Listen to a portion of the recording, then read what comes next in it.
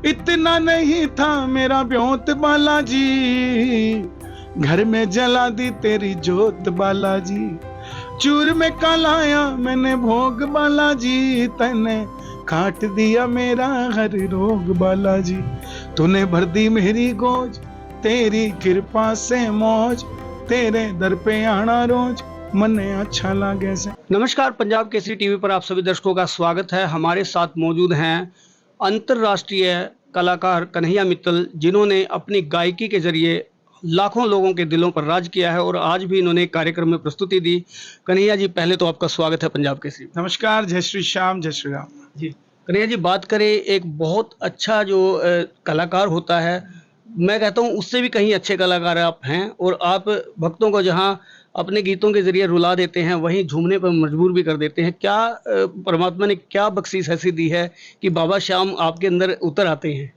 देखिए, बाबा श्याम मेरे अंदर नहीं उतरते, बल्कि मैं कोशिश करता हूं उनका कोई एक कण भी की कृपा भक्तों तक पहुंच जाए और भक्तों का बेड़ा पार हो जाए। 7 साल की उम्र से भजन गा रहा हूं, आज 26 साल होने को हो गए, तो कुछ एक्सपीरियंस भी है कि किस तरीके की श्रोता वहाँ बैठे हैं, वो किस तरीके से हम उन्हें भगवान से जोड़ सकते हैं। बाकी सब कुछ वही है, मेरा कुछ नहीं, मैं तो सिर्फ मैं वही देखता हूँ, मैं भी ऑब्जर्व करता हूँ कि बाबा साक्षात नजर आते हैं कहीं ना कहीं आपके गाते हुए। ये बाबा की कृपा है और आप श्रोताओं की नजरें हैं, क्योंकि वो देखने के लिए नजरिया चाहिए, आम आंखों से वो चीजें दिखती नहीं है। और बाबा की विशेष कृपा तो है ही। मैं मानता हूँ कहीं ना कहीं श्याम बाबा का सीधा हाथ मेरे सिर पर है, तभी ये सब हो रहा है।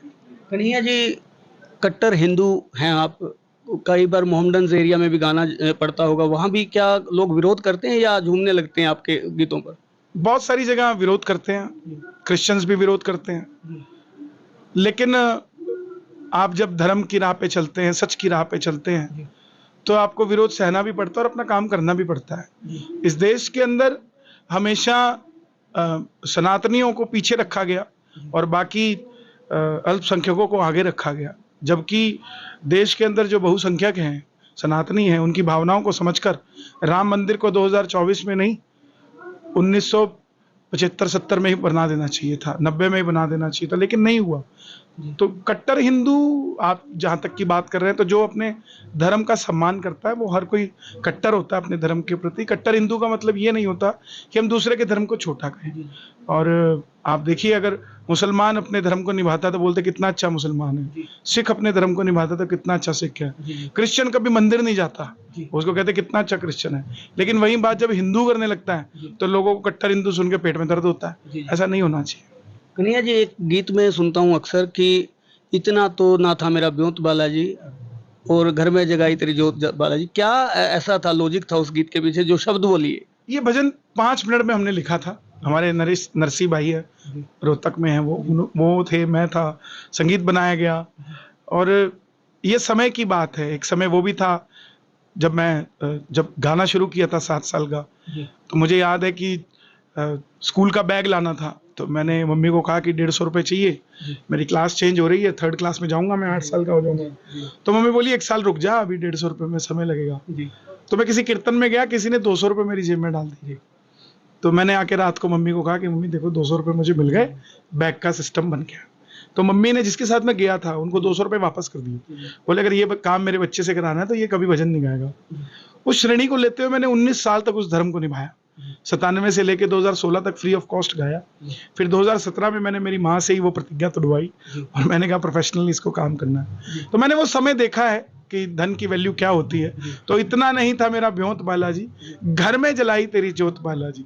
तूने भर दी मेरी गोज, तेरी कृपा से मौज, और तेरे गुण गाऊं बाबा रोज मने अच्छा लागे। तो गाकर सुना दें 2 लाइन। इतना नहीं था मेरा ब्योंत बालाजी, घर में जला दी तेरी जोत बालाजी। चूर में कालाया मैंने भोग बालाजी, तने काट दिया मेरा हर रोग बालाजी। तूने भर दी मेरी गोज, तेरी कृपा से मौज, तेरे दर पे आना रोज मने अच्छा लागे से। और इस भजन की खूबसूरती है, इस पे गाना गाया था राजू पंजाबी जी ने, जो हरियाणा के बहुत अच्छे बड़े कलाकार थे, उनकी ये धुन मैंने ली थी। वो भी कभी कभी मुझे मिलते थे तो कहते थे मेरी माँ आपको सुनती है। जी जी तो मैं उन्हें भी याद करना चाहूंगा आपके चैनल के माध्यम से। कलाकार कभी मरता नहीं है, याद रहता है। जो राम को लाए हैं हम उनको उनको लाएंगे, ये भी आप अक्सर आपके गीत सुनते हैं। ये भजन मेरा काफ़ी चेंजेस लाया मेरी ज़िंदगी में, और जो शीर्ष मैंने नहीं देखा था, इस भजन से मैंने वो शीर्ष भी देखा। और भगवान ने जो कृपा मुझ पे करी, मैं चाहता हूँ वो कृपा सब पे हो। जी जी। तो अगले जो टारगेट्स क्या हैं, क्या चाहते हैं लाइफ में, क्योंकि भगवान ने वो सब दे दिया, मुझे लगता है वो इच्छा भी ना की हो आपने। देखिए, मैं इस समय बहुत खुश हूँ और अपने काम में बड़ा मस्त हूँ। बहुत सारे लोगों ने कहा कि ये चुनाव लड़ेगा, टिकट मिलेगी, ये मिलेगा, वो मिलेगा। तो मुझे जो मिला हुआ है ना, वो मेरे लिए सार्थक है और मैं उसके लिए सार्थक हूँ। बस ये चाहता हूँ कि कोई भी व्यक्ति जो गरीब है, जो समाज में सबसे पीछे खड़ा है, उसको धन के अभाव में वो खाटू श्याम जी ना जा पाए, ऐसा दिन ना आए। उनके लिए दौड़ रहा हूँ कि रेलगाड़ी की सुविधा चल सके, सरकारी बसें चल सके, और भगवान से यही चाहता हूँ कि और शक्ति मुझे दे ताकि उन लोगों से मैं कार्य करा सकूं जो इन कार्यों में लगे हुए हैं। बाबा श्याम की कृपा तो यहाँ चीका में भी बहुत अच्छी है, और बाबा के साक्षात लोगों ने अनुभव किए हैं, वो हमने वो खबर भी पंजाब केसरी पर चलाई है, और शायद आपके जो गीत लोगों ने सुने हैं उनका भी बहुत प्रभाव पड़ा है। और बाबा तो प्रचार की उन्हें जरूरत इतनी नहीं है, लेकिन बाबा का प्रचार तो वैसे ही हो रहा है, और उनकी जो शक्ति है, अलौकिक शक्ति है, उसका कहीं ना कहीं अनुभव होता है। देखिए, चमत्कार को नमस्कार है और प्रमाण, प्रत्यक्ष को प्रमाण की जरूरत नहीं होती। जिसको लगता है कि श्याम बाबा कुछ नहीं करता, वो अपने घर में बैठा रहे। कौन कह रहा है खाटू श्याम जी जाओ? लेकिन जिसकी भावना है वो जाएगा, वहां से पाएगा भी।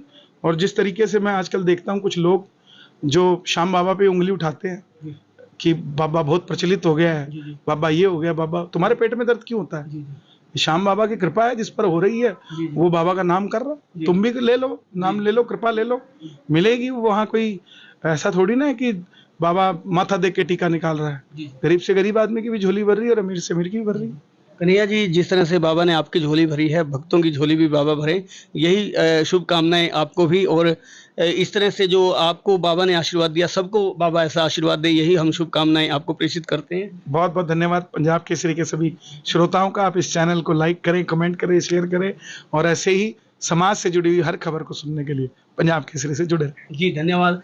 तो देखिए किस तरह से कन्हैया मित्तल जी ने विस्तार से बताया, और कितने शांत स्वभाव से वो बातचीत करते हैं, वो आपने देखा।